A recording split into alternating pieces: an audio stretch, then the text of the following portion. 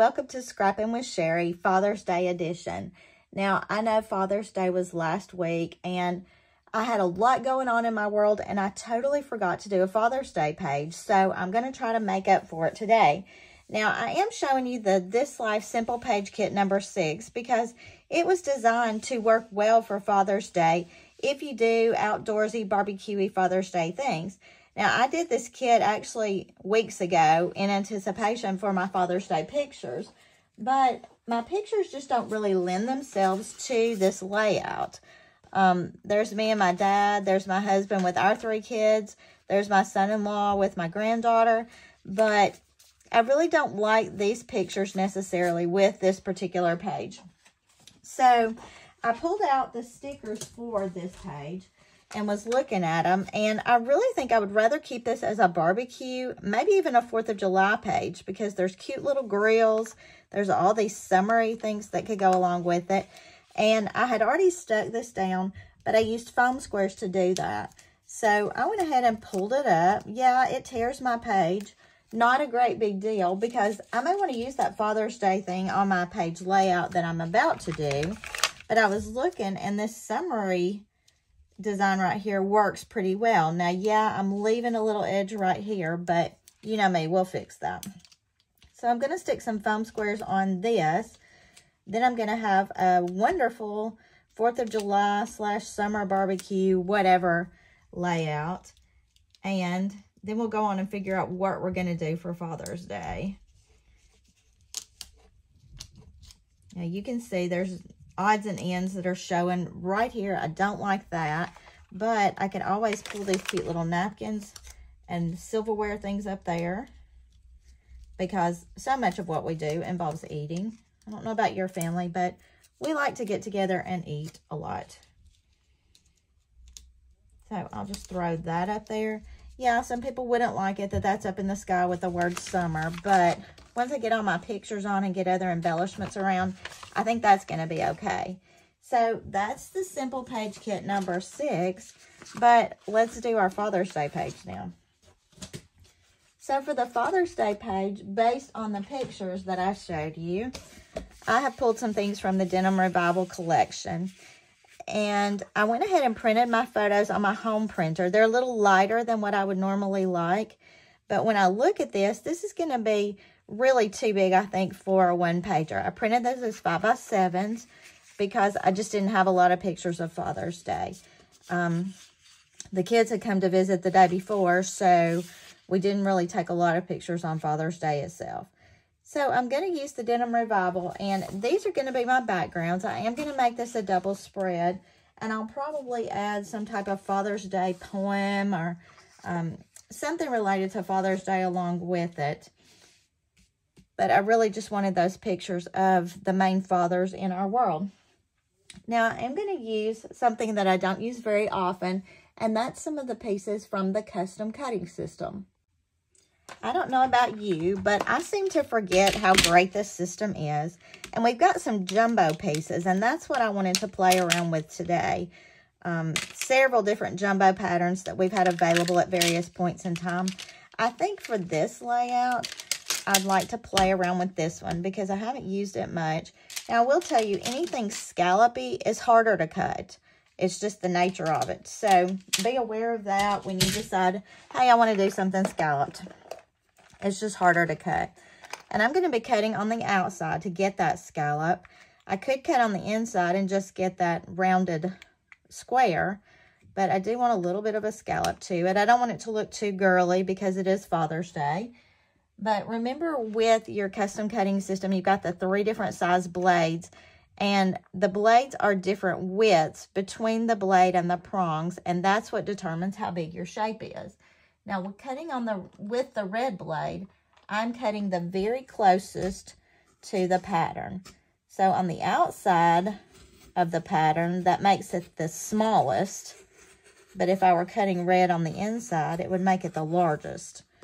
And I know the custom cutting system is confusing. We've gone over it several times lately.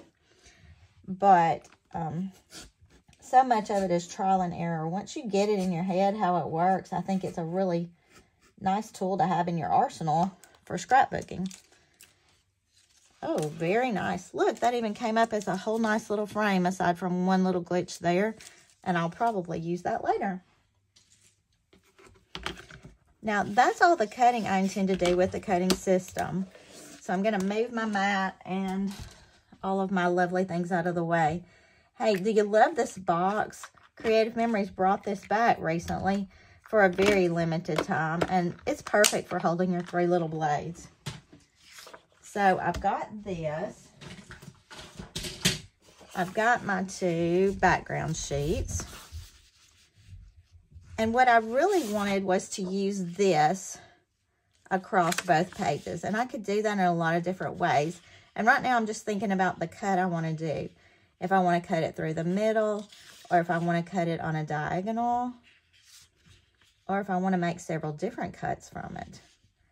I think for this one, I'm going to cut it almost in the middle, but not quite. So we're going to pull out our 12-inch trimmer. And let's just check the measurements of this. We don't want to get too matchy-matchy with it. It ends up being a little over an 11-inch shape. So I'm going to go to about 4 1/4. I'm making the scallops over here go to about 4 1/4. You know what? Maybe 5. If I make it 5 1/2, I'm almost halving it. Okay. We're going to go to about 4 3/4. Again, there's nothing magical about these measurements. Obviously, I'm coming up with them on the fly. But then I'm going to add one of the shapes on this side, one on this side. And very quickly, we've made a double spread out of this just by cutting the one shape. Now, to do these pictures, I could do a lot of different things. I mean, that's me and my dad, so that's kind of where I started. My husband and the kids, my son-in-law with my granddaughter.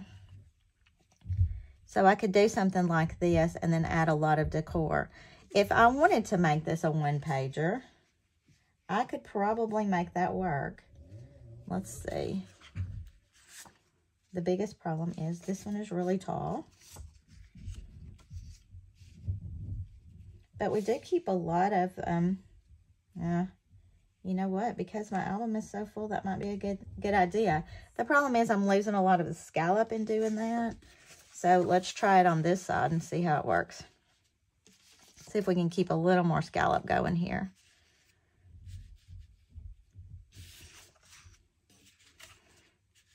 Now, you see I play a lot with the sizes, the placement, those kinds of things.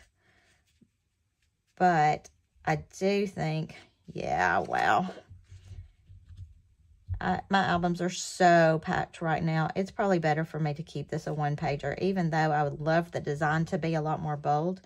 But we did have a baby shower the day before Father's Day, so I could do some baby shower stuff on that side. It was a boy baby shower, so it would all match. And I think we can make this work. So we've got that there. You know, I did pull up that Happy Father's Day or Celebrate Dad from that other page. I could very easily stick this here, even overlap my picture just a touch. And we've got a really nice Father's Day layout. Now, you probably took more pictures for Father's Day than I did. So you could make this into a 2-page spread very easily. But look how quick and easy that came together with just some photos, one sticker popped up on foam squares, and one shape from the custom cutting system. So for any of you dads who may be watching this, I'm sorry I slighted you last week, but I hope you like this quick, easy layout for Father's Day. This is very versatile, an easy way to do a layout for lots of different events. I hope you enjoy it, and I hope you'll give it a shot. You know, remember, we're trying more in 24, so another new layout for you. Now here's my finished product, and I wanted to show you, all I did was add an extra red heart just to bring that red down to the bottom. I wanted to pop on one more time just to say to you that several people have asked me about labeling my albums and labeling all the kids, their names, ages, things like that. And I think that's a really good idea. I don't do that on this because, you know, you don't need to know every single bit about my family. But my kids suggested that possibly I should put a legend in the front of each album with each kid's name and age, maybe where they live, something about them. And I thought that was a really good idea. That saves me having to label their names and ages and all that every single time I scrapbook them. So just wanted you to know I am listening to what you say, and I think I have a solution for that in doing the legend in the front of each year. So until I see you next time, happy scrapping.